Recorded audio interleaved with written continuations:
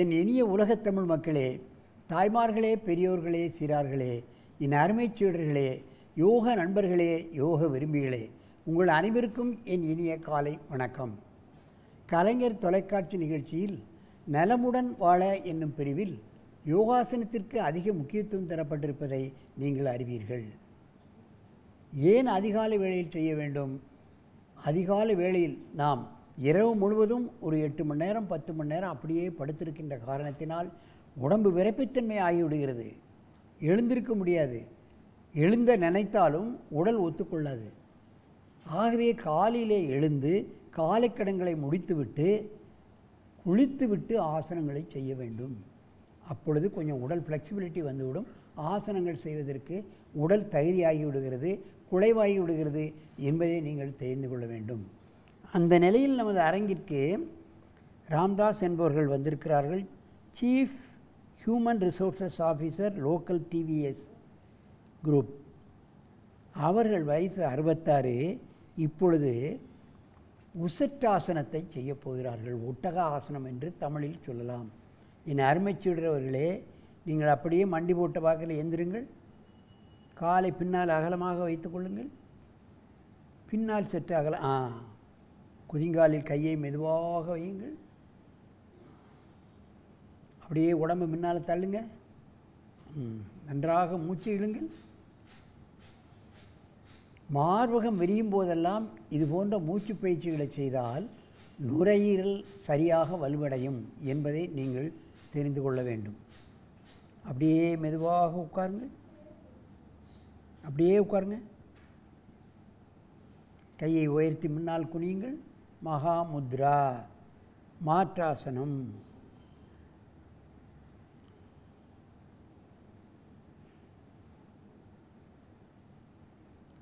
அப்படியே இடது பக்கமாக திரும்புங்கள்.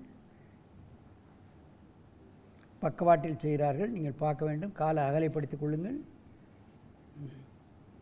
அதுபோன்று உசட்டாசனம் செய்யுங்கள். குதிங்காலில் கையை வைத்து இடுப்பு முன்னால் தள்ளுங்க. நன்றாக மூச்சை இழுங்கள். ஆஸ்மா, பிராங்கிட்டிஸ், ஈஸ்னோஃபோலியோ, மூக்கடைப்பு, இது மாதிரி சளித்தொல்லை உள்ளவர்களுக்கெல்லாம், சிறு குழந்தைகளாகட்டும் பெரியவர்களாகட்டும், இந்த உசட்டாசனத்தை காலை மாலை மதியம் படுக்கப் போகும்போது கூட நாம் செய்தால் அந்த தொந்தரவுகளிலிருந்து முழுமையாக நீங்கிவிடலாம் 15 நாளிலே.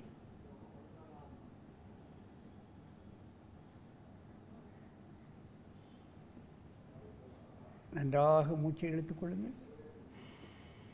என் பக்கமாக திரும்புங்கள்.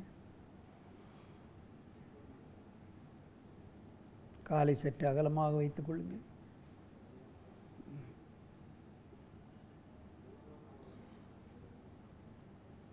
மூச்சை இழுங்கள்.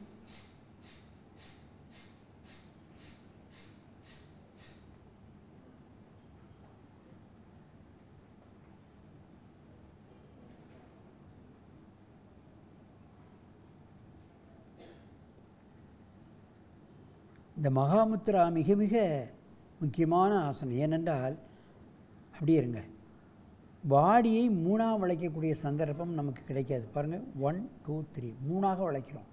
அப்போ பாடி நன்றாக குலைவாகி விடுகிறது. காரியங்களை செய்வதற்கு இலகுவாக இருக்கிறது. மெதுவாக எழுந்திருங்கள்.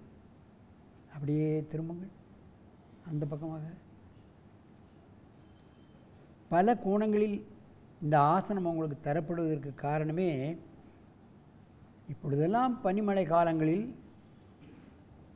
அதிகப்படியான இந்த சளித்தொல்லை, ஆஸ்மா, பிராங்கிட்டிஸ் இவைகளெல்லாம் அதிக தொல்லை கொடுக்கும். 20 வருடம் 30 வருடம் ஆஸ்மாவில் கஷ்டப்பட்டால் கூட அவர்கள் இது போன்ற ஆசனங்களை செய்தால் நிச்சயமாக அதிலிருந்து முழுமையாக விடுபட்டு விடலாம்.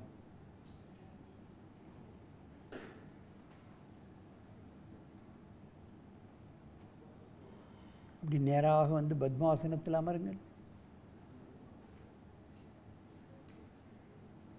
என்ன போங்க.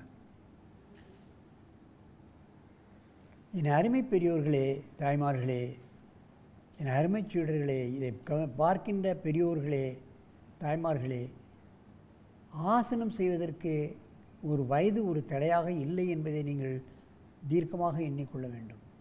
எந்த வயதிலும் தன்னுடைய உடலை நாம் ஆரோக்கியமாக வைத்துக்கொள்வதற்கு தயார் செய்து கொள்ளலாம் என்பதுதான்.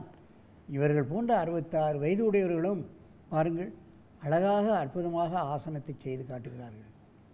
நீங்களும் இதை பார்த்த பின்பாவது காலையிலும் மாலையிலும் ஒரு 10 நிமிடம் நேரம் நீங்கள் ஆசனங்களை, ஏதாவது 1-2 ஆசனங்களையும் 1-2 பிராணாயாமங்களையும் நீங்கள் செய்வீர்களானால் உங்களுக்கு நோயே வராது என்பதை நான் சொல்லிக்கொண்டு, எல்லோரும் யோகாசனம் பழகி நோயற்ற வாழ்வையை குறைவற்ற செல்வம் என்னும் பேட்டினை அடைய வேண்டும் என்று கேட்டு உங்களிடமிருந்து விடைபெறுவது ஆசனம் ஆண்டியப்பன்.